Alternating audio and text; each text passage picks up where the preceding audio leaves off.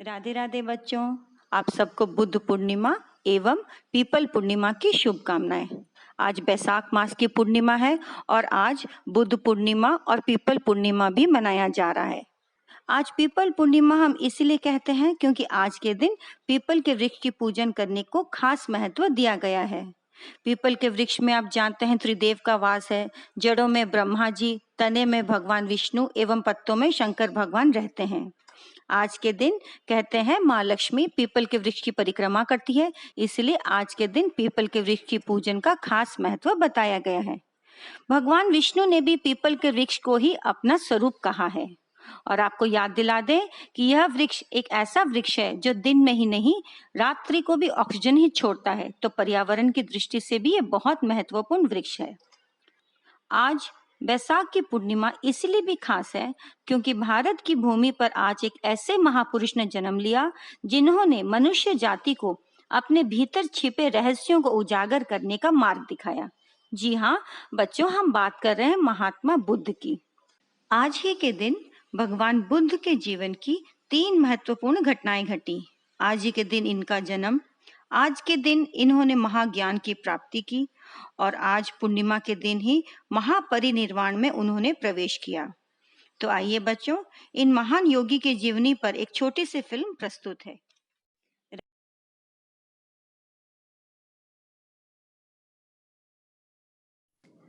नेपाल के लुम्बिनी शहर में भगवान बुद्ध का जन्म एक राजकुमार के रूप में हुआ जिनका नाम सिद्धार्थ रखा गया। शाक्य वंश के राजकुमार की भविष्यवाणी की गई कि आप बड़े होकर एक महान योगी राजा बनेंगे जो पूरी दुनिया को एकजुट करेंगे। भविष्य शासक के रूप में राजकुमार सिद्धार्थ महल के आराम और सुख भरा जीवन व्यतीत करने लगे। राजकुमार सिद्धार्थ के मन में कुछ आशंकाएं उठी और वे जीवन और मृत्यु के चक्र से मुक्ति पाने का महान मार्ग की तलाश में 29 वर्ष की आयु में अपने राजपाट त्याग कर महल से निकल पड़े। सिद्धार्थ बर्फीली पहाड़ों की तलहटी जंगलों में पहुंचकर तपस्या आरंभ कर दिए। 6 वर्षों तक उन्होंने घोर तपस्या किए और अपने शरीर को अत्यंत कष्ट देकर अंत में उन्हें यह एहसास हुआ कि मध्य मार्ग से ही उन्हें अपने प्रश्नों के उत्तर मिलेंगे, न शरीर को अधिक कष्ट पहुंचाकर न ढीला छोड़कर। तब राजकुमार सिद्धार्थ ने एक बोधि वृक्ष के नीचे बैठकर साधना करने लगे। उस समय उनके मन में पूर्ण शांति और पूर्ण शून्यता थी और वहीं उन्हें महासत्य का ज्ञान हुआ और वे बने महात्मा बुद्ध। यह सत्य है कि मनुष्य के मन में सारी भावनाएं हैं, केवल निराशा और भ्रम के नीचे दबे हुए हैं। बुद्ध कहते थे, मैं विनम्र होना चाहता हूँ, प्रसिद्धि और धन की गुलामी में फंसना नहीं चाहता। मैं धर्म का प्रचार करने तथा भावनाओं को मुक्ति दिलाने आया हूँ। एक बार एक राजा ने उन्हें निमंत्रण भेजा। उन्होंने कहा, हे राजन, आप राजा हैं, अपनी प्रजा को अपनी संतान की भांति समझिए और उन्हें प्यार करें। राजा को अपनी प्रजा पर अत्याचार नहीं करना चाहिए।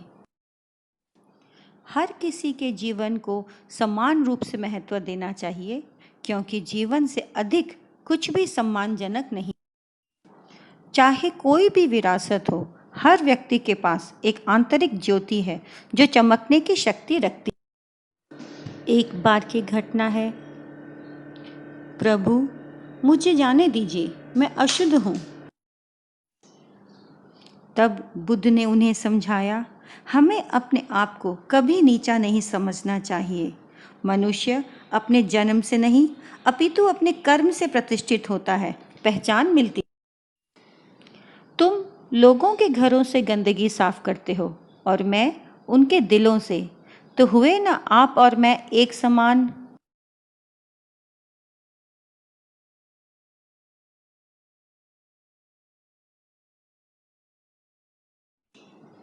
राहुल, क्या यह पानी पीने योग्य है? बिल्कुल नहीं प्रभु। तुम बिल्कुल इस पानी की तरह हो। जो दिख तो रहा है साफ परंतु है अयोग्य। इसी प्रकार जब आप लगातार झूठ बोलते हो तो आप कलंकित होते जाते हो और धीरे धीरे लोगों की नज़रों से गिरते रहते हो। अनिरुद्ध, लाओ, मैं तुम्हारी सिलाई में मदद करता हूँ। मैं अपने शिष्यों को और ना ही किसी वस्तु को कभी भी अपना माना है। मैं तो केवल इस संघ का एक सदस्य हूँ। आत्मज्ञान के पश्चात भगवान बुद्ध ने अष्टांगिक मार्ग दिखाया, जिसके तहत सम दृष्टि, सम विचार, सम वचन, सम कर्म, सम आजीविका, सम प्रयास, सम ध्यान एवं सम एकाग्रता को महत्व दिया है। ज्ञान के प्रकार से पूरी दुनिया को रोशन करते रहे, कभी थमे ही नहीं। 80 वर्ष की आयु में कुशीनगर शहर में भगवान बुद्ध ने एक साल वृक्ष की जोड़ी के नीचे महानिर्वाण में प्रवेश किया।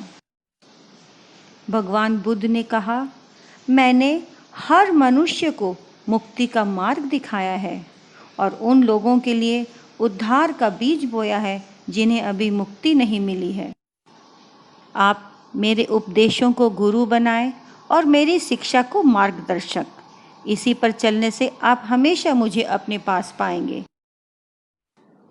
सत्य को प्रकाश का प्रतीक मानकर बौद्ध धर्म के अनुयायी बुद्ध पूर्णिमा को दीपोत्सव मनाते हैं। भारत के साथ साथ चीन, Nepal, Singapore, Vietnam, Thailand, Indonesia, Sri Lanka इत्यादि देशों में यह पर्व बड़े ही उत्साह और उल्लास के साथ मनाया जाता है। भगवान बुद्ध ने हमें अंधेरों से उजाले की ओर बढ़ने का मार्ग दिखाया है।